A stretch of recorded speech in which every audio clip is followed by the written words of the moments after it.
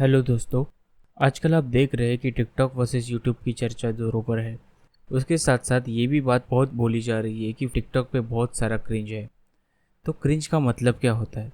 Cringe का मतलब ये होता है कि जिसे देखकर आपको शर्मिंदगी महसूस हो और आपको गुस्सा है। आज मैं आपके साथ इस क्रिंज की और इस टिकटॉक में इतना क्रिंज क्यों होता है इसकी बुनियादी मसलों पे चर्चा करने आया हूँ। ये बिल्कुल भी मेरा खुद का ओपिनियन है। अगर आपका इससे कुछ डिफरेंस है या आप कुछ अलग इसके बारे में जानकारी रखते हैं या आपको कुछ अलग पता है तो आप कमेंट बॉक्स में इसको बता सकते हैं। तो चलिए हम शुरू करते हैं।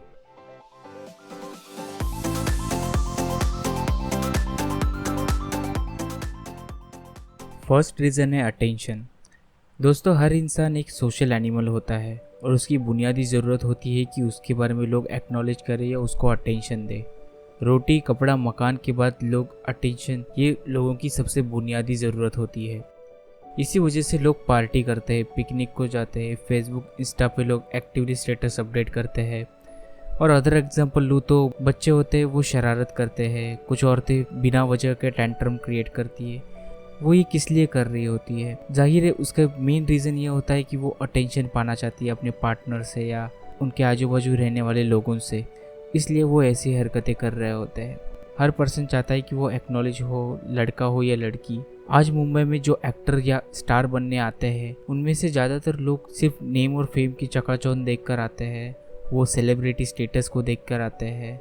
उनको लगता है कि बड़े सेलिब्रिटी को जो अटेंशन मिलता है वो हमें भी मिलना चाहिए। तो ये सेलिब्रिटी स्टेटस पाने की चाह सबसे ज़्यादा देखा गया है कि टीनेज बच्चों में ज़्यादा होती है। उनमें ये सोशल वैलिडेशन की ज़रूरत उन्हें ज़्यादा लगती है।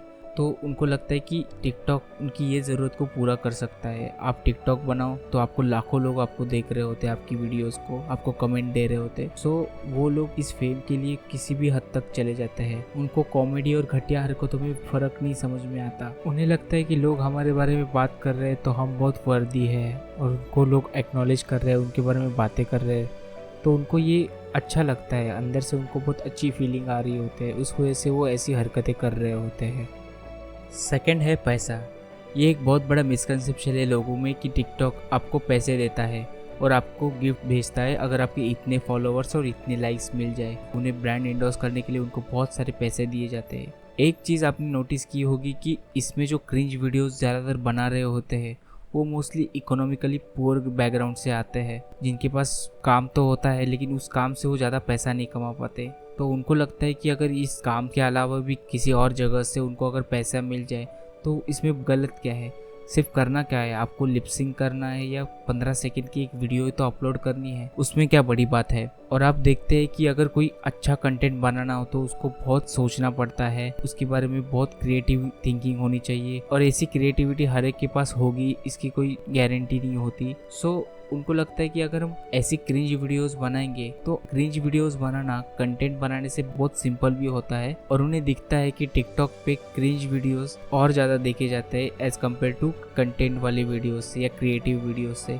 तो वो बहुत जल्दी पोलराइज हो जाते हैं व्यूज़ एंड फॉलोअर्स के चक्कर में और ज़्यादा पैसा कमाने के चक्कर में वो लोग इस तरह की हरकतें करने में मजबूर हो जाते हैं। अगर कोई टिकटॉकर मेरी बात सुन रहा है तो मैं आपको एक बात बता दूं, टिकटॉक आपको पैसे नहीं देता है। ज़्यादा फॉलोअर होने से आपको कोई भी टिकटॉक आपको पैसे चार्ज नहीं करने वाला या टिकटॉक आपको कोई पैसे देने नहीं वाला। ये तो ब्रांड्स होते हैं जो अपने प्रोडक्ट को इंडोर्स करने के लिए ऐसे सेलिब्रिटीज़ को या जिनके फॉलोअर ज़्यादा है उनको ढूंढ रहे होते हैं। उनमें भी वो ऐसे लोगों को ही ढूंढते हैं जिनके पास कंटेंट हो या कोई दिखने में अच्छा हो। ऐसे ही किसी को ही उठा के वो लोग अपना ब्रांड एम्बेसडर नहीं बनाते। इसमें वो देखते हैं कि आपकी फ़ैन फॉलोइंग कैसी है, आप कितने बड़े इन्फ्लुएंसर हो। और एक अच्छा इन्फ्लुएंसर बनने के लिए आपको दो में से एक चीज़ होना बहुत ज़रूरी है, आपकी फेस वैल्यू अच्छी हो या फिर आपके पास कंटेंट तगड़ा हो। अगर आपके पास कंटेंट अच्छा होगा तो लोग आपके पास आएंगे। तो इस वजह से दिमाग से ये बात निकाल दो कि टिकटॉक पे आपको पैसा मिलता है। थर्ड रीज़न है टिकटॉक का एल्गोरिदम। ऐसा नहीं है कि यूट्यूब पे कोई क्रिंज वीडियो नहीं है, वहाँ पर भी क्रिंज वीडियो है, लेकिन यूट्यूब उनको कभी प्रमोट नहीं करता। यूट्यूब ऐसी वीडियोस को इंग्रेव कर देता है, आपको बहुत ढूंढना पड़ता है ऐसी वीडियोस को देखने के लिए। लेकिन टिकटॉक पे ऐसा नहीं है।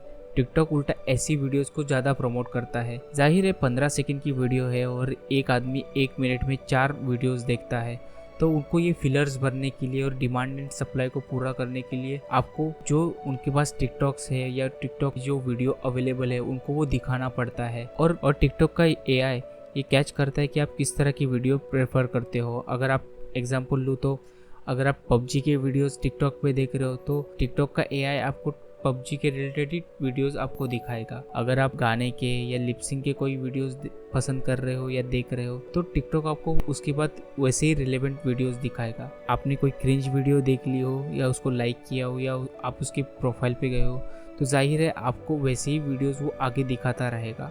उसमें टिकटॉक की गलती नहीं है, आपके यूज़र एक्सपीरियंस के लिए या आपके रिलेवेंस सर्च पे ही टिकटॉक का एल्गोरिदम बेस्ड होता है। अगर आपको कोई टिकटॉक वीडियो अगर क्रिंजी वीडियो आपको पसंद नहीं है तो आप उसको नॉट इंटरेस्टेड भी कर सकते हो, जिससे टिकटॉक आपको फिर से वही वीडियो कभी नहीं दिखाएगा।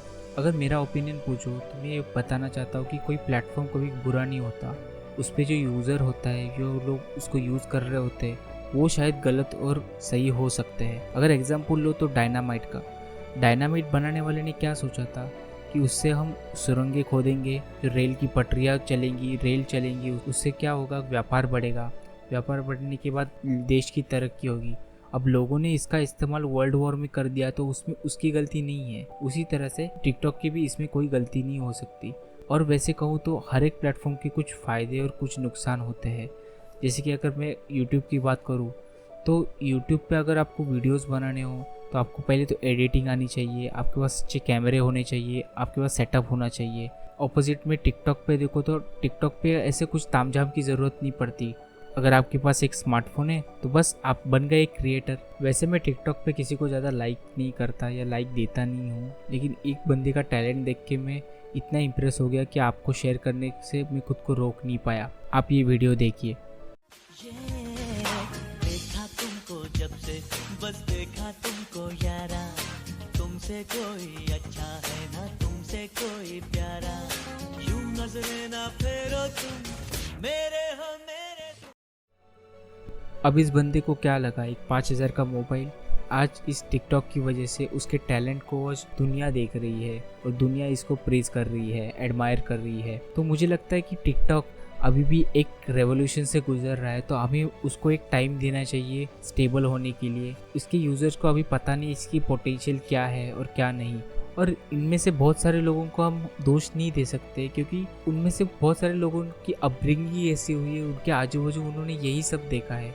उनकी इन्वायरमेंट की वजह से वो लगता है कि दुनिया में सिर्फ ऐसा ही होता है। उनको क्रिएटिविटी या कंटेंट के बारे में किसी ने आज तक पढ़ा ही नहीं होता है, तो वो वही हरकतें कर रहे होते हैं जो आज तक उन्होंने देखी होती है। तो उनमें उनका कोई दोष नहीं है, उनकी इन्वायरमेंट का जो दोष है। अगर आप फॉरेन के किसी यूट्यूबर्स को देखें या टिकटॉकर्स को देखें तो उनमें ये सब क्यों नहीं होता, वो लोग उतना क्रिएटिवली कैसे सोच पाते हैं, क्योंकि उसकी इन्वायरमेंट में ऐसा उनको सिखाया गया होता है उनकी स्टडीज़ में।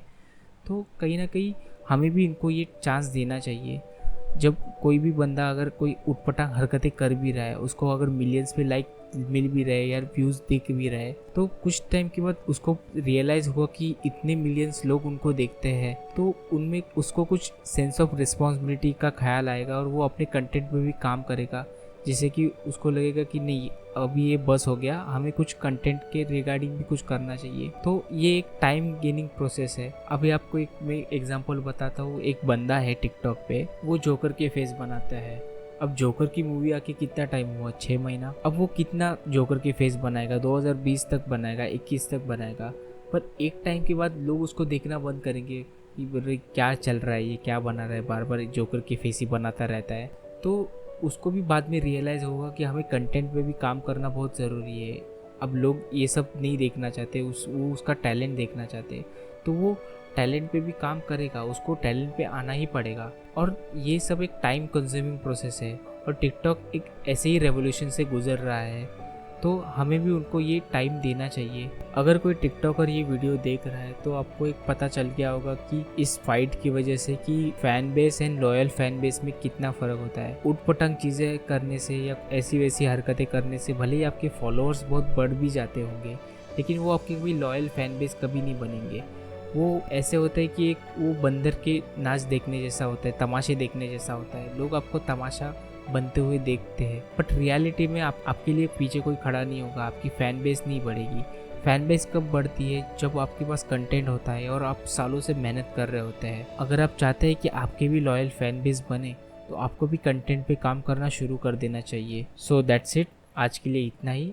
आपको क्या लगता है इसके बारे में आप कमेंट में ज़रूर बताएं, और आपसे मैं मिलता हूँ अगली बार एक नई वीडियो एक नई टॉपिक के साथ।